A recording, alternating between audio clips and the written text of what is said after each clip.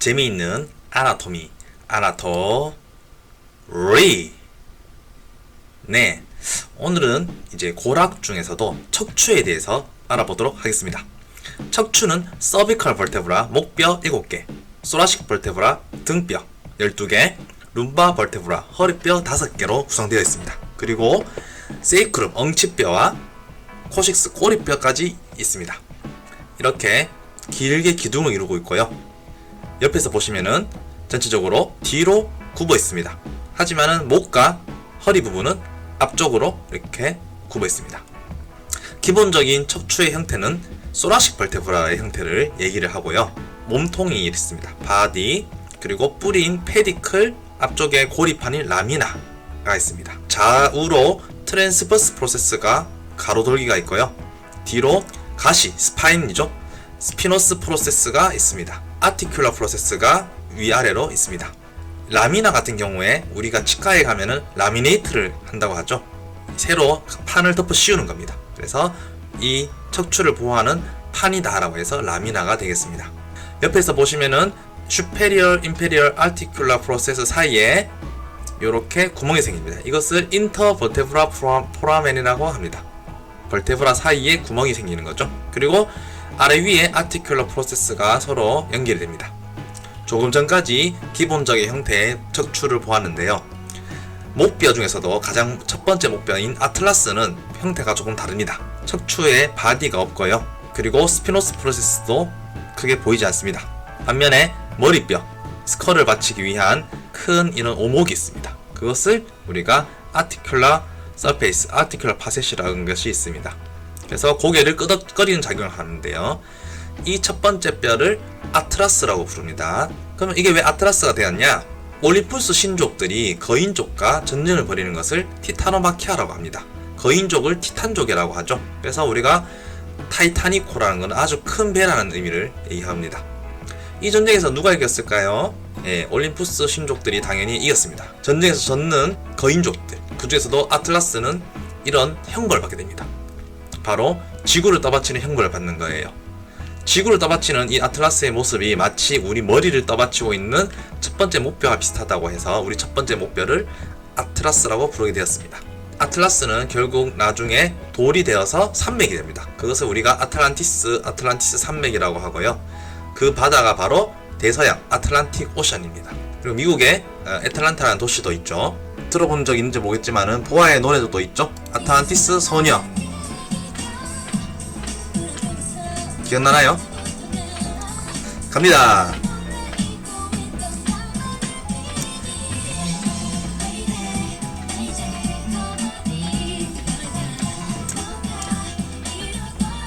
네, 잠시 쉬어갔고요.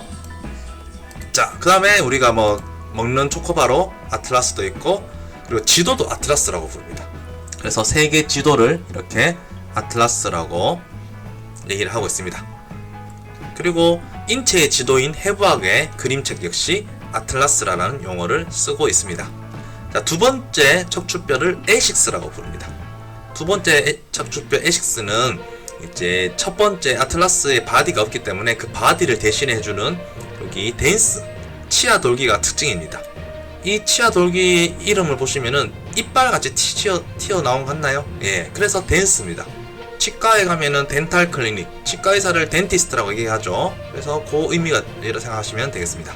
그래서 여기에 위에 첫 번째 뼈인 아틀라스가 이렇게 끼어 있기 때문에 서로 이렇게 고개를 돌리는 작용, 로테이션을 하게 됩니다. 요 앞에는 트랜스버스 리가먼트가 위치해서 이렇게 도움을 주고 있습니다. 그래서 피봇 조인트라고 하는데요. 이렇게 좌우로 돌리는 것을, 이것은 이제 농구의 축을 중심으로 이렇게 움직이는 걸 보고 피봇이라고 하죠. 자, 그 나머지 목뼈들은 이렇게 생겼습니다.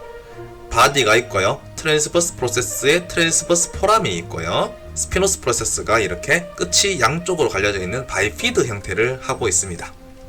반면에 7번째 벌테브라 같은 경우에 끝이 진짜 스피노스 프로세스 같이 가시같이 아주 튀어나 있습니다. 그래서 이것이 척추뼈를 세는 랜드마크가 되기 때문에 이것을 벌테브랄 프로미넌스라고 하고 있습니다.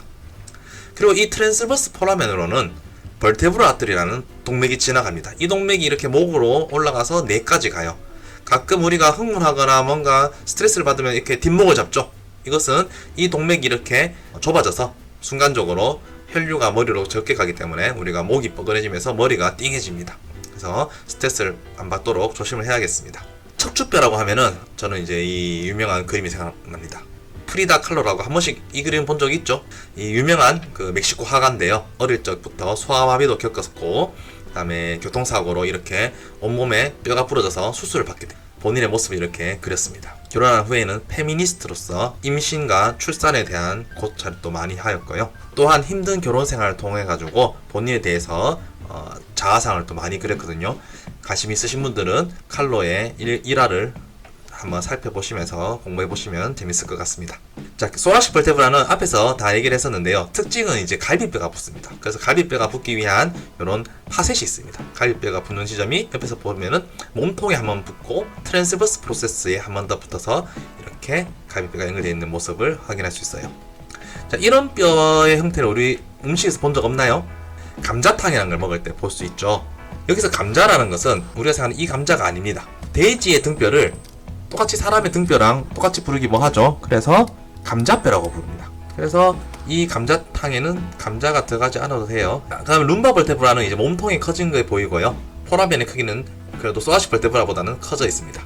여기에는 독특한 프로세스가 더 있는데요. 바로 꼭지돌기와 덧돌기입니다. 덧돌기의 액세서리라는 것은 추가로 있다는 뜻이 되겠고요.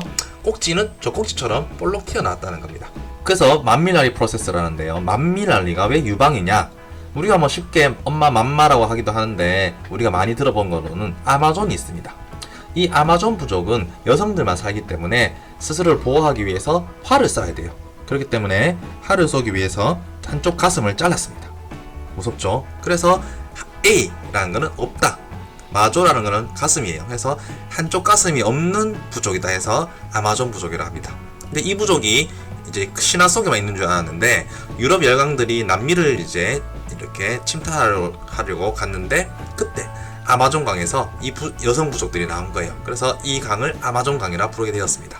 지구의 허파라 불릴 만큼 이렇게 많은 산소를 공급해주는 아마존 강의 의미를 따서 아마존 기업이 세계 최고의 기업이 되겠다라는 의미에서 A부터 Z까지 모든 물건을 판다는 의미도 넣어서 이렇게 아마존 기업이 이루어졌습니다. 엄지뼈 청골인 세이크름은 앞서 보신 척추뼈 벌테브라가 5개가 이렇게 모여있는 합쳐져 있는 느낌의 뼈입니다. 이것의 의미를 보시면 신성한 희생 이런 의미가 포함되어 있는데요. 이것은 고대 이집트의 종교인들 이런 사람들 보면은 머리에 동물의 청골을 쓰고 있습니다. 아마 그 골반으로부터 사람이 출생이 되기 때문에 이와 관련되어서 상당히 신성한 것으로 생각을 하였는 것으로 보입니다.